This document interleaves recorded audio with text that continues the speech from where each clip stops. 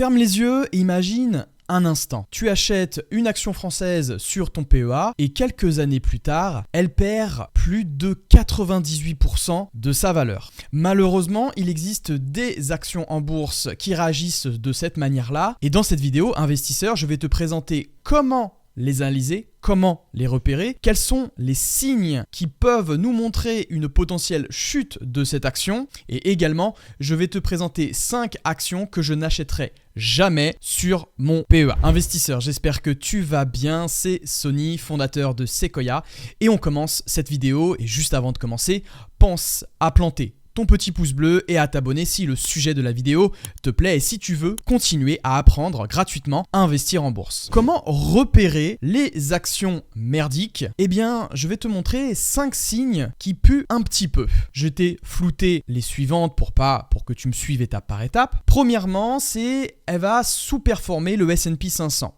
Le S&P 500, tu le sais, sur 100 ans, a une performance annualisée d'environ 10,43% par an. Si cette action sous-performe, quel est l'intérêt de choisir des actions individuelles? Peut-être autant acheter un ETF. Deuxième point, elle a une faible croissance du chiffre d'affaires et du free cash flow, voire même en baisse.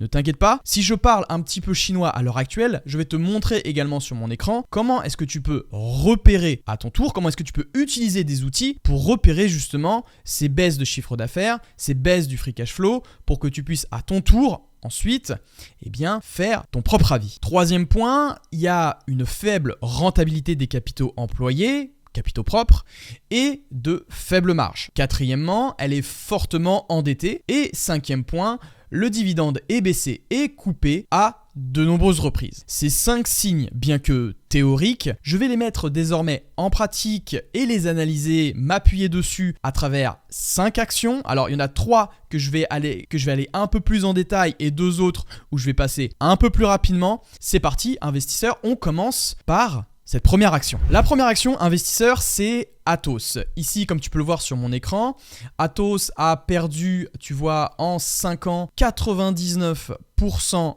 de sa valeur. Donc tu vois qu'elle a cassé plus haut, elle était à 81,04 € et elle est descendue à l'heure actuelle à 0,83 €.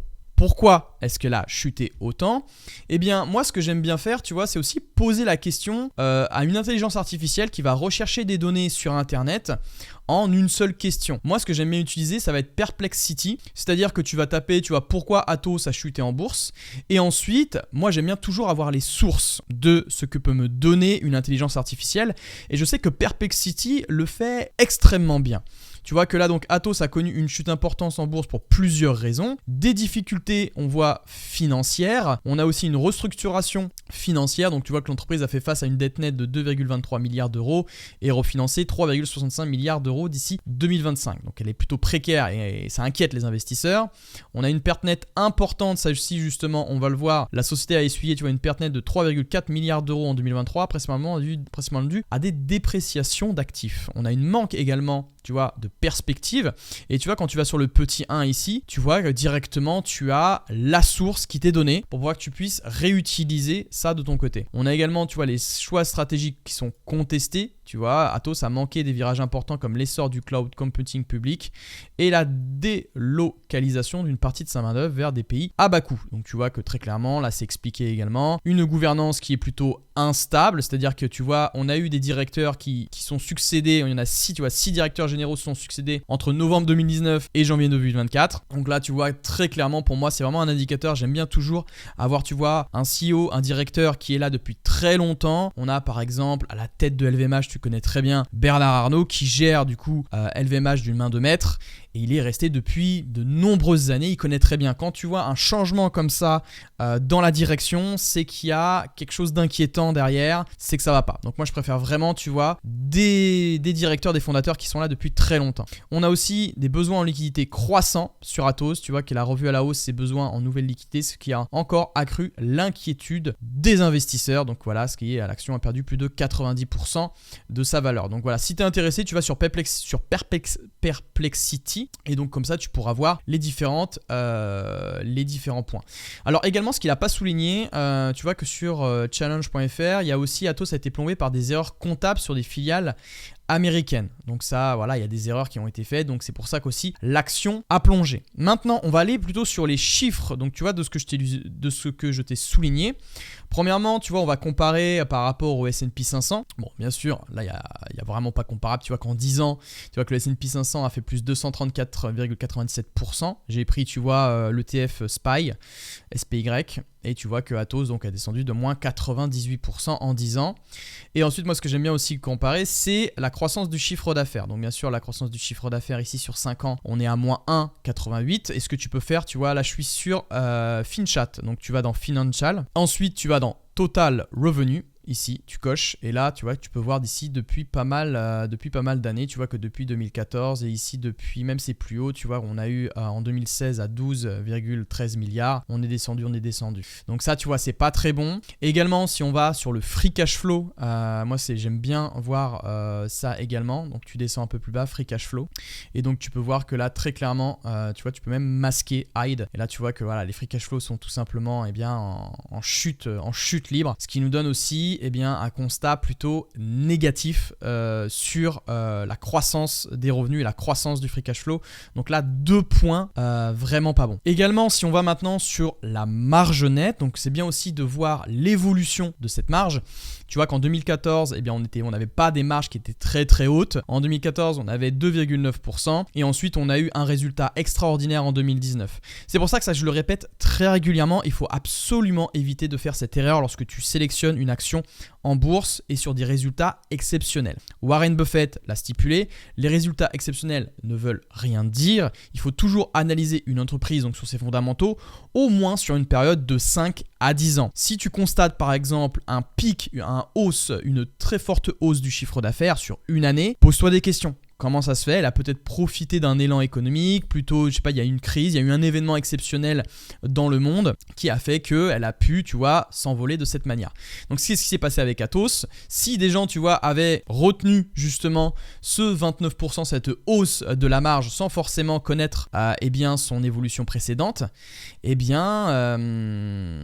ça aurait pu coûter très cher à l'investisseur. Et ce qui s'est passé ensuite, tu vois qu'elle n'a pas pu maintenir cette marge. C'était un événement exceptionnel, ce qui a fait ensuite baisser, et puis maintenant on se retrouve dans la situation actuelle chez Atos. Donc marge nette, tu vois, encore un très mauvais point. Ensuite, ce que j'aime bien regarder sur Atos, j'aime bien aller aussi sur Morning et regarder tout simplement l'évolution du dividende. Donc bien sûr, voilà, depuis ici, tu vois, depuis 2012 jusqu'à 2019, on avait un dividende qui était bien haut, qui s'est bien maintenu. Puis en 2020, on a eu une crise, on a essayé de rattraper ici, puis ensuite voilà, on a stagné, mais je pense vraiment pas que Atos va se relever à l'heure actuelle. Ensuite, si on regarde maintenant les retours sur les capitaux employés, alors là je prends mon temps, d'accord, sur cette première action pour te montrer vraiment chaque indicateur pour que tu puisses ensuite toi faire tes propres recherches. Donc tu vois, moi je vais sur le ROCE, tu vois, donc c'est le Return on Capital Employed, donc c'est la rentabilité des capitaux employés. Est-ce que l'entreprise génère de l'argent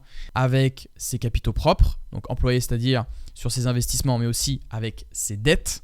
Et donc là, on est à 1,33, c'est très très faible. De même, tu vois que les retours sur les capitaux propres, on est à moins 92. Donc ici, tu vois qu'on est vraiment pas bon. Donc ici, tu vois, on a la moyenne sur 5 ans. Ça nous donne largement de quoi analyser cette entreprise. Et ensuite, on a la dette sur EBITDA, c'est-à-dire en combien d'années est-ce que l'entreprise peut rembourser ses dettes avec son EBITDA. On descend un petit peu, tu vois que là il faut 3,06 années. Si on va maintenant sur ma diapositive pour récapituler l'ensemble, on a une croissance, tu vois, du CA de moins 1,88, on a une marge nette de moins 47,15%, une croissance du dividende où il y a une coupure, on a également un ROCE, tu vois, sur 5 ans de 1,33% et une dette EBITDA à 3,06. Ça pue, il faut environ 3 années pour rembourser toutes ces dettes. Et là, à l'heure actuelle, ce n'est pas bon. Donc, je l'ai passé, moi personnellement, sur l'outil qu'on utilise avec les Sequoiens qui s'appelle le validateur. Et donc, actuellement, moi, j'ai une note inférieure à 5 sur 20. Donc, en effet, on a éliminé, en tout cas, une entreprise merdique grâce à cet outil qu'on utilise. Mais en fait, ça nous permet vraiment de trier 90% des actions perdantes et de choisir vraiment le top du panier pour qu'on puisse nous s'enrichir sur le long terme. Et donc si tu es intéressé justement pour rejoindre cet écosystème qui est l'écosystème Sequoia, choisir les meilleures actions à dividendes qui vont pouvoir te créer à la fois des revenus passifs et de la croissance dans ton portefeuille, eh bien tu peux rejoindre cet écosystème. C'est extrêmement simple. Comment faire? Tu as juste à réserver un appel qui est 100% gratuit avec moi. C'est le premier lien dans la description. Tu ne peux pas te louper. On continue. Deuxième action investisseur, ça va être Orange. Je vais passer un petit peu plus rapidement sur cette action et tu peux voir que sur 5 ans, ça a stagné, voire ça a baissé. Et si on prend, tu vois, ici je suis sur Google, si on prend sur Max, eh bien en fait tu peux voir que depuis le 24 octobre 1997, l'action n'a toujours pas retrouvé justement ces 27,40 €. Là actuellement on est à 10,89, donc ce n'est pas bon. Tu vois qu'en plus elle verse un beau rendement, tu vois, de 6,59%. Mais quand tu as un cours qui stagne depuis plus de 20 ans, c'est peut-être pas forcément la meilleure solution de sélection en tout cas. Pourquoi est-ce que Orange stagne en bourse? Tu vois, j'ai posé aussi certaines questions, donc tu vois que tu peux également le faire sur Perplexity. Tu vois, concurrence intense, une saturation du marché, on a aussi une approche prudente. La stratégie d'Orange, elle ne change pas. C'est vrai que moi, c'est toujours la même à l'heure actuelle. Une approche qui est plutôt prudente, des difficultés sur certains marchés à se développer, surtout le contexte macroéconomique à l'heure actuelle avec l'inflation qui est en hausse. La présence de l'État, en effet, le fait que l'État français soit actionnaire d'Orange, eh bien c'est perçu négativement par les investisseurs. Pourquoi? Alors comment est-ce que tu peux voir ça? Tu peux aller directement sur l'économie, tu vois, .gouv et tu peux repérer, tu vois, les entreprises du portefeuille de l'État. Je vais te dire pourquoi ensuite ce n'est pas forcément bon en fin de compte de choisir ce genre d'entreprise. Tu vois que ici, si on va sur l'industrie, on a Safran, on a Renault, on a Thales, on a également, tu vois, je descends un petit peu, je crois que je l'avais vu, voilà, Orange. Juste là, La Poste, la Française des Jeux. En fait, si tu veux, quand l'État est actionnaire d'une entreprise, elle a un peu la main mise dessus. Donc en fait, elle va pas aller dans l'intérêt des actionnaires, mais elle va aller plus dans l'intérêt de ses décisions politiques, etc. Donc même en termes de distribution de dividendes, ça peut même impacter, tu vois, si l'État décide de réduire un petit peu l'ensemble des dividendes aux actionnaires, eh bien donc elle peut être un peu influencée aussi. Il faut se méfier de ça. C'est pour ça que moi, dès que l'État est actionnaire d'une entreprise, je m'éloigne, mais vraiment tout de suite. Je cherche même pas à comprendre. Si on va ensuite sur les données d'Orange, pour aller assez rapidement, tu vois que sur FinChat, on peut retourner, tu vois, sur la croissance des revenus. On est à 1,36, donc tu vois, c'est très très faible la croissance. Si on prend, tu vois, le S&P 500, tu vois, depuis 97, puis on voit que, tu vois, le S&P 500 a largement battu Orange. De toute façon, ça, il n'y a pas de surprise, vraiment pas. Je pense que ça, on le savait. La marge nette est assez faible pour Orange. On a un ROCE également, tu vois, à 7,05, très faible. Et on a également une dette sur EBITDA si on va, tu vois, sur Morning, là où j'aime bien aller à chaque fois. Tu vois, même de même que tu peux voir le dividende, tu vois, qui stagne depuis pas mal d'années maintenant. On a également, tu vois, si on regarde un peu plus bas, la dette sur EBITDA, on a 3,58. Donc ce qui nous donne une note, si on va sur le diapositive actuellement, une note inférieure à 5 sur 20, tu vois, avec une croissance du share, comme je t'ai dit, à 1,36, etc., etc. Donc le validateur nous a donné raison aussi actuellement. C'est pas une très bonne entreprise encore. On passe à la toute dernière entreprise, enfin, il y en a plusieurs autres, mais je vais encore y passer un peu de temps sur la dernière. Et tu risques d'être peut-être surpris, eh bien c'est Renault. Renault Group, il faut savoir que depuis maintenant, tu vois, si je prends une donnée sur Max, tu vois, depuis 18 novembre 1994, eh bien elle n'a pas tellement gagné en réalité. C'est une très très faible croissance.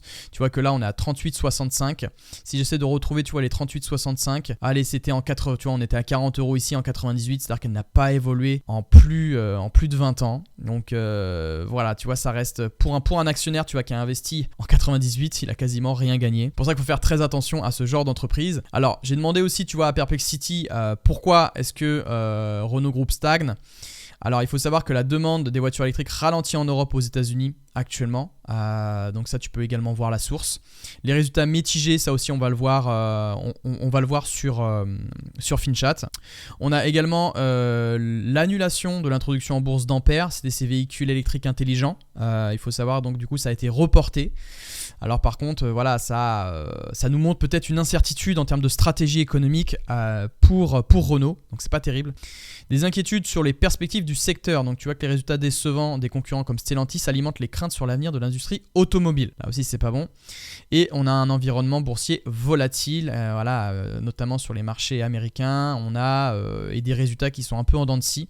Donc c'est pour ça qu'il faut faire attention. Il faut bien regarder comment est-ce qu'évolue cette entreprise-là. Mais il faut savoir que toutes les entreprises, enfin pour moi, les entreprises du secteur automobile, je m'en éloigne tout le temps parce que ça va être une entreprise, ça va être plutôt un secteur qui est cyclique. Les consommateurs, quand tout va bien, quand il n'y a pas de période d'inflation, quand ils peuvent emprunter à des taux bas, ils peuvent acheter une voiture neuve chez les concessions.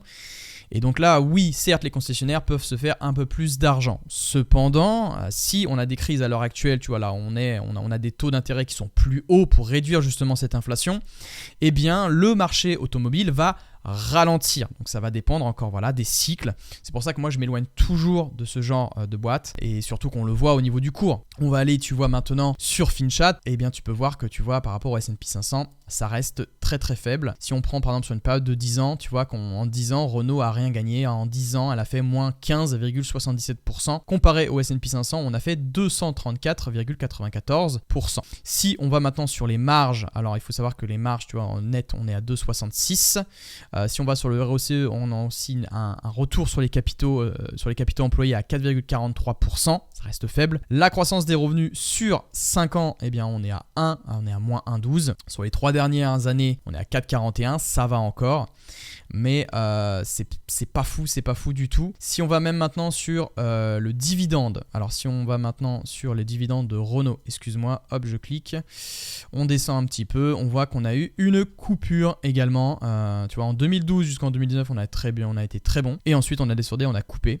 Alors là, il y a un dividende exceptionnel qui va être versé dans l'attente. Mais moi, personnellement, c'est pas une boîte que j'aime. Tu vois que le chiffre d'affaires aussi, il est un peu en dents de scie. Tu vois, ça fait des vagues, etc. Moi, je préfère une entreprise, tu vois, qui garde bien un chiffre d'affaires en constante évolution, qui a une belle linéarité. On a également le free cash flow par action, également, tu vois que c'est en dents de scie. Bref, ça rapporte pas grand-chose aux actionnaires, tout ça. Si on va maintenant sur la dette sur EBITDA, bien sûr, c'est une entreprise qui est endettée. Il faut plus de 6 années, tu vois, pour rembourser toutes ses dettes avec son EBITDA, pas fou. Et même, tu vois, quand tu remarques même sur les dettes sur capitaux propres, on est très largement endetté. On est à 219%. Ça reste très haut. Donc, si on prend le bilan de Renault Group sur la diapositive, eh bien, on est encore sur une note à moins de 5 sur 20 sur le validateur. On voit que la croissance du CA, comme je t'ai dit, on était à moins 12. La marge nette à 2,66. La croissance du dividende, on est à moins 12,22%. Le ROCE sur 5 ans, on est à 4,43. Et les dettes sur EBITDA aussi également. Danger, juste ici. Alors maintenant, je vais te présenter 2 autres entreprises. Alors sans analyser bien sûr tout ce qu'on peut voir sur mon écran, on va passer assez rapidement. Le premier, ça va être Fnac Darty, aussi avec une note d'inférieur à 5 sur 20. On a une croissance, tu vois, du chiffre d'affaires de 2,43%, une marge nette très faible à 1,4%, une croissance du dividende sur 3 ans à moins 23,37%. Donc tu vois que là, elle a coupé son dividende également, ce qui nous donne, tu vois, un signe plutôt d'une mauvaise gestion de trésorerie. Si elle est obligée de couper autant son dividende, c'est qu'à un moment donné, il y a une baisse des free cash flow, il y a eu quelque chose. Et sur le ROCE, en termes de rentabilité des capitaux employés, ça reste léger, on est aux alentours de 7%. Et la dette sur EBITDA, par contre, elle explose. Là, il faut 14,74 années environ pour rembourser toutes ses dettes avec son EBITDA. Dis-moi ce que t'en penses, toi, en commentaire, parce que tu as le droit de pas être d'accord avec moi. Si tu as des choses à montrer ou à me pointer, n'hésite pas, on échange dans les commentaires. Quelles sont, toi, les actions que tu considères comme les pires du CAC 40 ? Eh bien, n'hésite pas à me le dire dans la zone des commentaires. On passe à la toute dernière entreprise investisseur, ça va être Carrefour, ou connu comme Carouf pour certains. La croissance du chiffre d'affaires sur 5 ans, on est à 2,83%, très faible également. On a une marge nette de 0,97%, assez faible. Cependant, la croissance du dividende sur 5 ans est assez bonne. On a, tu vois, une croissance sur 5 ans de 13,59%, un ROCE à 8,07% et des dettes sur EBITDA, tu vois, à 3,03%. 1%, donc ça reste pour moi assez léger. Conclusion, Carrefour, 9 sur 20 sur lui validateur, c'est pas forcément une action qui mérite d'être en tout cas dans mon portefeuille, dans mon PEA. N'hésite pas à me dire toi ce que tu en penses dans la zone des commentaires. Investisseur, j'espère qu'en tout cas dans cette vidéo, tu as découvert des signes qui te permettent d'éliminer certaines actions du CAC 40. En tout cas, j'en ai relevé 5. Ces 5 étaient les pires. N'hésite pas à m'en faire part, comme je t'ai dit, en commentaire encore une fois. Et si tu es intéressé à sélectionner des actions de très haute qualité, de construire un portefeuille solide sur le long terme qui te permet à la fois de générer des revenus passifs et de faire croître la plus-value, de faire croître le prix de ton action sur le long terme, tu n'hésites pas, tu peux réserver un appel qui est 100% gratuit avec moi. C'est soit avec moi, soit avec un membre de mon équipe. Tout va dépendre de mes disponibilités, donc ne m'en veux pas si je ne suis pas présent, mais les places partent très vite. Donc n'hésite pas à réserver ton appel. Investisseur, c'était Sonny, je te souhaite une très belle journée ou une très bonne soirée selon l'heure à laquelle tu m'écoutes. Que la croissance et le rendement soient avec toi. Ciao.